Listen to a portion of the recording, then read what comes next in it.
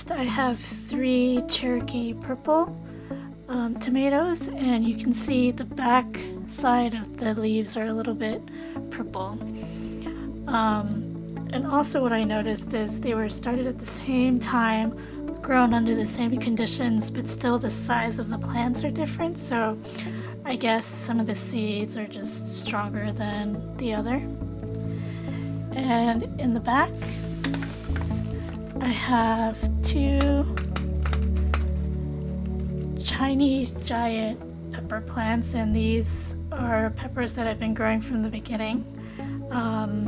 And they do fairly well on my balcony, so I will continue growing these until I run out of seeds. Then I can try different other stuff. And here I have 2 types of lettuce. On the left I have red lettuce and then romaine lettuce, and on the right I have just regular green romaine lettuce. Here I have a whole set of dwarf varieties. I have the mini gold, the dwarf champions, the golden dwarf, and husky red. And on the right I have, it's kind of dark, super sweet 100s, Baxter, and the homestead, and 2 pepper plants. I can't remember what the types are. Here are the first set of seedlings that I started. I have fennel on the left, kale, this is Brussels sprout, and 2 pots of broccoli. And what's interesting is here, this is the second set of broccoli that I started maybe a week or 2 after these guys. And you can see that the seedlings on the far end that are supposed to be older are much smaller, and I'm pretty sure that I didn't mislabel them. And I think the reason why the growth is so different is that I took a long time. I putzed around and didn't transfer this into soil that had nutrients in it, and so it was growing in soilless medium for a really long time. But these ones, as soon as I saw the second set of seeds, or the second set of true leaf, I transferred them into some soil with some nutrients in it. And so I think the older set of seedlings, the growth is a little bit stunted, and I'm not sure if they will catch up. I'm not entirely sure if that's exactly the reason. It could be because there's 2 plants in here and 3 in here, but I do just think it's the delay in potting of the seedlings.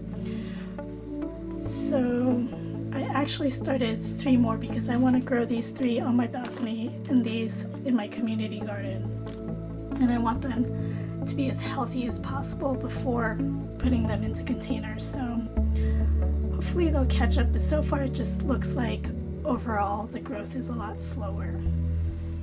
Here's the update of the chia seedlings, and it's been almost 2 weeks, and they're actually getting quite big. They're a little bit lanky, and eventually I want to put them outside, so I'm not sure how well they're going to do.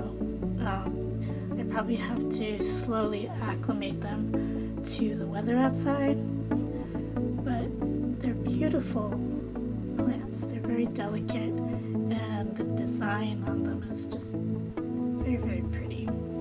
So even if you won't plant them out there, they're kind of a nice house plant. We'll see if I can maintain them until they produce seeds. They may or may not, but I think it will be a fun experiment to see if we can grow them in Zone 7. I think the biggest producer of chia seeds is Australia, and I'm guessing that they have a very warm climate and a long growing season, so we'll see if it works in Zone 7. So this year I think I'm gonna have a very small indoor garden of vegetables, and they're in very, very small pots. I have a couple of windows with some good lights, some not so good. So mostly I'm thinking greens. Here's 4 pots that I have.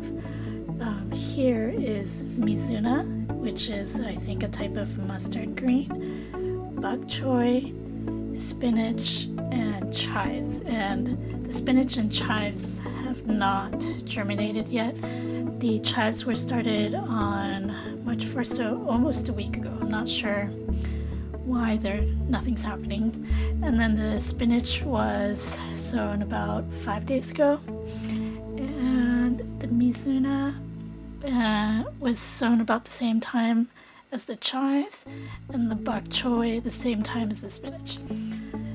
So you can see that I definitely need to thin out the mizuna as well as the bok choy. And the bok choy, these are seeds that I saved from my first year, and they actually germinate really well. And the original plant was a hybrid plant, but the seed I saved from it, the babies or the offsprings look exactly like the parent plant, and they taste like the parent plant. Maybe there's just small nuance differences, but at least for the bok choy, it seems to be okay for me to save hybrid plants and I just get true to the parent phenotype. So looks pretty good. And downstairs where I have more containers, I have things like what do I have? I have endives and garlic, and as they get bigger I'll probably document it. And this is what it'll look like on the windowsill. On the left I have 2 citrus plants. They look a little bit like they need some nutrients, but they are about 6 months old, both of them. And one was grown in a larger container. You can clearly see there's a difference in the growth.